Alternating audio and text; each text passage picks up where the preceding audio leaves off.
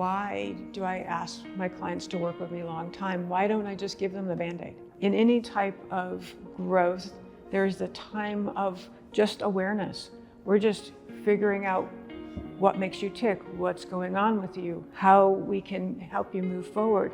And in that awareness is a little bit of acceptance that goes on. How many times have you become aware of something and then totally denied it and walked away, only to come back a few hours later, a few weeks later, a few months later, or even a few years later, and went, oh yeah, I was aware of that then, but I didn't do anything about it. Typically, the accountability is a big portion of working with someone long term, but it's also knowing that somebody's in your corner, that you always have somebody that you can reach out to and say, this is what's happening, what do I do? And I might give you a Band-Aid at that point and say, go do this. But on the other hand, I'm gonna look at, well, what do we need to do in the future so that this doesn't keep happening to you? There's also steps along the way that you'll be taking that you might not either be aware of, or we might need to help you get to the point where you're ready to move forward in that step.